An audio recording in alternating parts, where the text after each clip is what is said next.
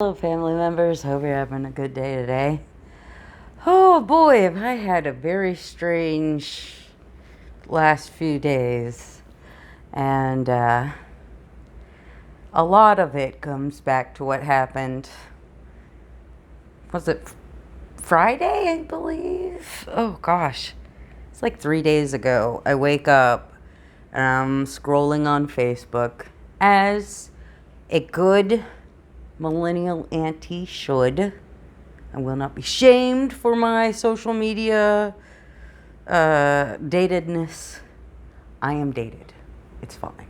Anyway, and I come across a post from like the local news about DeSantis sending his goons in the middle of the night to remove the Pulse Memorial Crosswalk.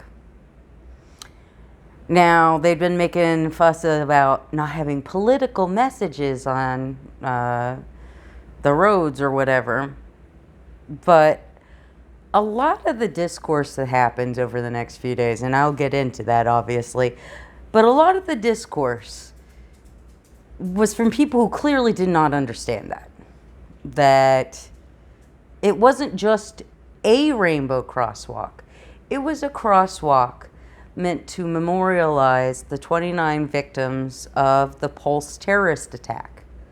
When a terrorist came in, a domestic terrorist, I should say, came in and murdered nearly 50 people at a Latin night at a local gay bar. And because of the, location and the sexuality of some, not all, there were quite a lot of straight people who were murdered too, I would like to say. Because that's the truth. There's never just queer people in gay bars. That's not really how things work these days. But anyway, I digress. The sexualities of some of the victims, of the people who were obvious targets of the attack, somehow makes it controversial to memorialize victims of a violent attack? Interesting. Well, I live in the Orlando metro area. I'm not in Orlando. I'm firmly far out in the suburbs. But I follow a lot of Orlando politicians because my district can lean a little red. And so if I only pay attention to my very most local politicians, I'm not necessarily going to hear about the things that are going on that I care about. You know, they don't really signal boost the kind of activism and things like that I might be interested in. And so I do follow, like Anna Escacami? I'm not sure. She's a state rep. I'll see things from the Mayor Buddy Dyer, local city councilman. I see things from Orlando. When I was able to actually get out of this house, I wasn't fully homebound. I spent a lot of time doing things in Orlando or in the Orlando area. Like, I may not live there, but I'm part of the extended community, okay? And so I wasn't too surprised when I started seeing things from local politicians condemning the acts. But I was a little surprised at the extreme immediate response from the local community. On Facebook, one of the things I do is I try to signal boost different issues, kind of cross-pollinate. I'm in queer groups, I'm in politics groups, I'm in disabled groups, and things that come up in my disability group that those kind of stories might not get passed over to the politics group. Well, I might be the one to pass that, That's how intersectionality is so important, right? Because it allows us to acknowledge that groups have overlap and that we all work together in everyone's interest, ultimately. So I had posted on my political groups about the sidewalk being painted over, and then I ended up following up with some of the politicians' response. And so I kind of got into this like thing where I was trying to kind of be part of making sure everyone knew what was going on. Because our local news is not bad for local news in Orlando, don't get me wrong, but not everybody gets their news from the same places and the same sources. So the more something is spread around, the better, is my thinking. So I'm passing around updates from various people about how, like, first you start having people going out and chalking, using chalk to color in the stripes and effectively undo what the ghouls in the DeSantis administration did. Signal boosting, like there was a rally that night, a protest that night, all sorts of things like that. And while I'm kind of collecting up material, I make a short little video about the thing. Just for where it was at that point. I mean, a lot has happened since I made that video. It's actually in my shorts. It didn't get a whole lot of views here, but I got like 56,000 some views on Instagram. So, okay, I'm in the middle of trying to like figure out what's going on with that.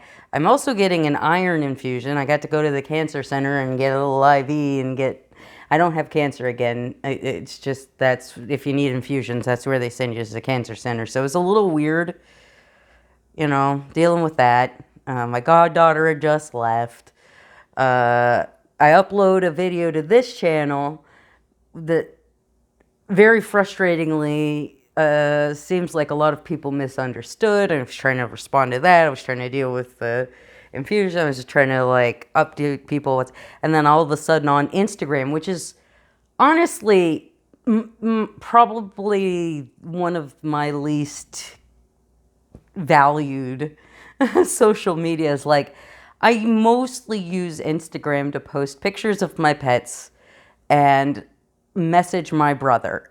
That's like what it's for in my mind. And so, getting like blowed up over there, and then just hundreds and hundreds and hundreds of hateful comments.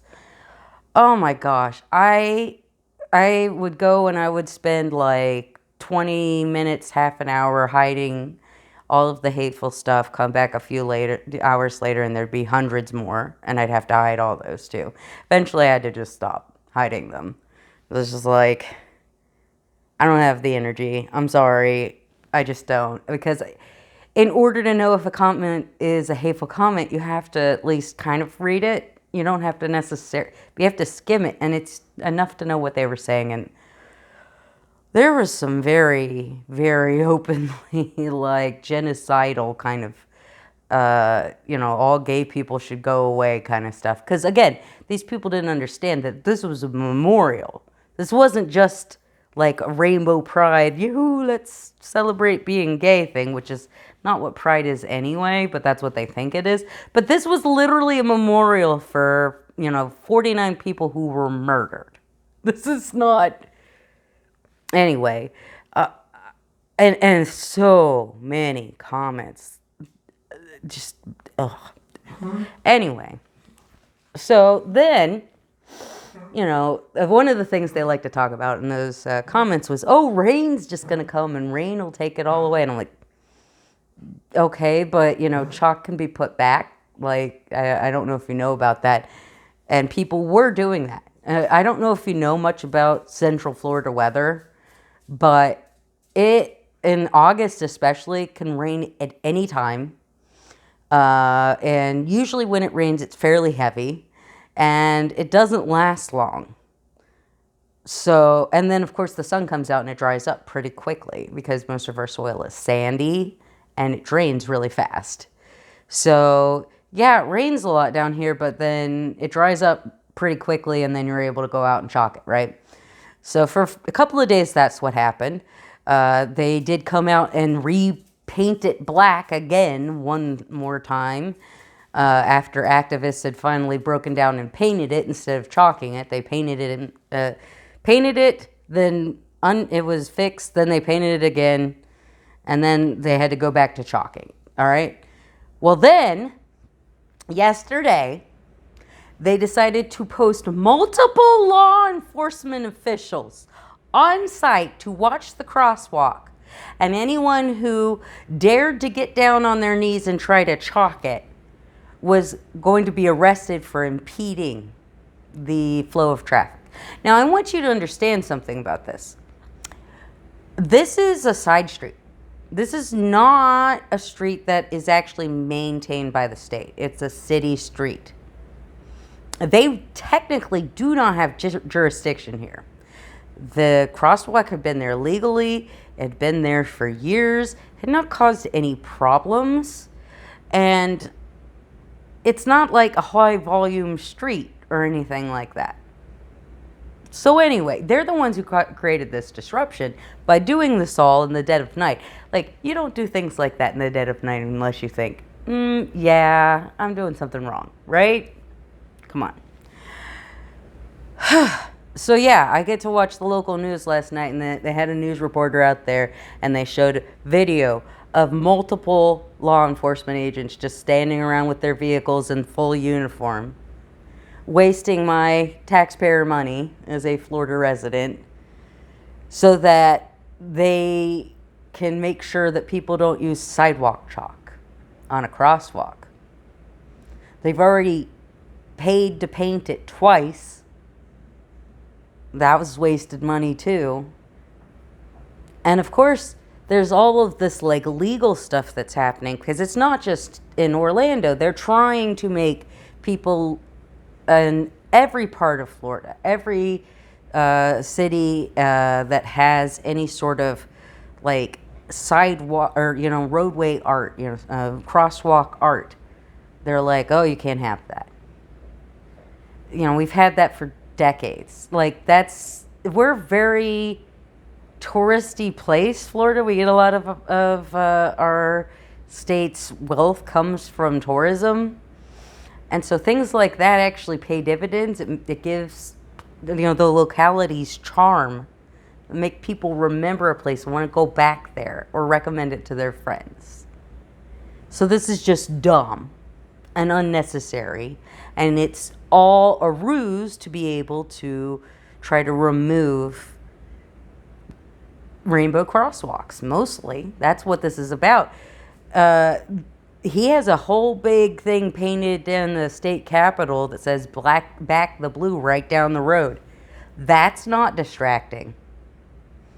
But a rainbow crosswalk is. Okay, sure. And seeing what happened in Orlando, a lot of cities proactively started fighting back. A lot of different cities and municipalities just caved and just gave in, which is, not a great thing when, you see these people who clearly would like all queer people to just disappear, people who are, ostensibly our allies, enough that they would have painted, pride crosswalks in their cities, just completely roll over as soon as it becomes difficult for them. Yikes. Just yikes, guys. And so now it's become this war over something that is not really in its individual capacity all that important, but the symbology is extremely important. The community stepping up and collectively saying, no, we are not going to let you just do this. That has been so unbelievably touching. And the response from outside of the community, where people don't really know the context of the crosswalk, the people that have been just supporting it as an extension of their support for the queer community, that's been very touching. But it also goes to show just how determined DeSantis is to impose his authoritarian edicts, essentially. The community stood up and said, as one, no, we don't want this. We want you to leave our memorial alone. They released a list of crosswalks that needed to be fixed, and that wasn't even one of them. This is not something they should have, this is not a fight that he should have ever even picked. But once he picked that fight, he's just dug himself in deeper and deeper, and he's willing to take on this bad press and waste resources because it's so important for him to be the strong man that he thinks that he is. And it's terrifying.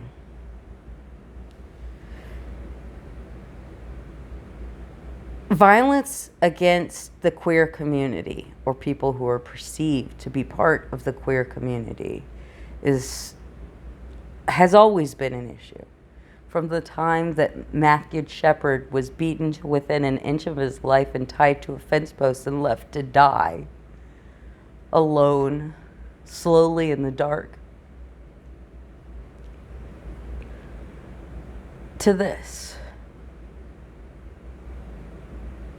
You know, a lot of the comments I had to hide on that video were violent, openly violent, like gifs of people shooting. That's what they want to do to people like me. Not all of the anti-queer people do, but a lot of them do.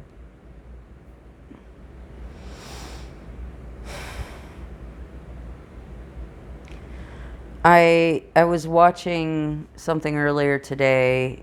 I think it was a clip from MSNBC Weekend program or something. And they had a list from a center-left think tank, which bullshit. No, they do not get to say they are left. They might say they're liberal, but they do not get to say they're left. Because it was a list of terms they said that they don't want Democrats to use because they feel like they're hurting them politically. And there were obvious traps on the list, like birthing person. When have you ever heard a Democratic politician say birthing person? I know a lot of queer people, a lot of trans people. I've never heard anyone use that. That is one of those, like, oh, look at this ridiculous thing that the leftists say, thing that the right says. That's not a problem, okay? But the real problem was things that were on that list that weren't like that. That were things like incarcerated people, LGBTQIA+, cisgender, the elite that has been ruling and directing the Democrat Party want to throw us under the bus, want to blame us for their failures and their mistakes.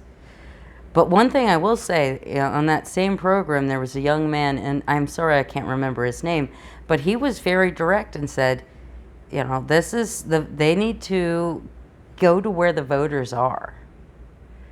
The Democrat, like, infrastructure, the party people who push the party on a larger scale, national level, state level, that they are fighting against the people who should be their base.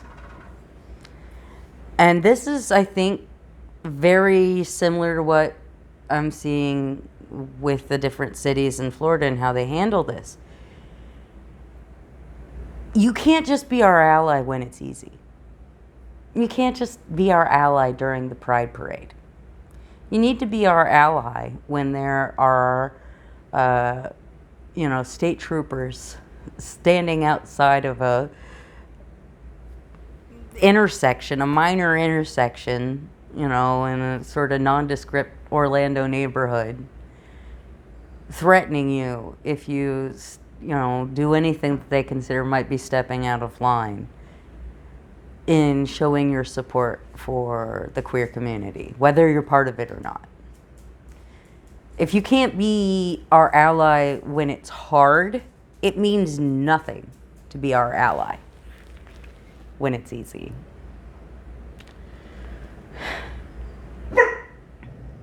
I know, Kimmy. I find it upsetting too. Well, Casey is indicating to me that he absolutely must go outside, so I will take him outside while I wrap up.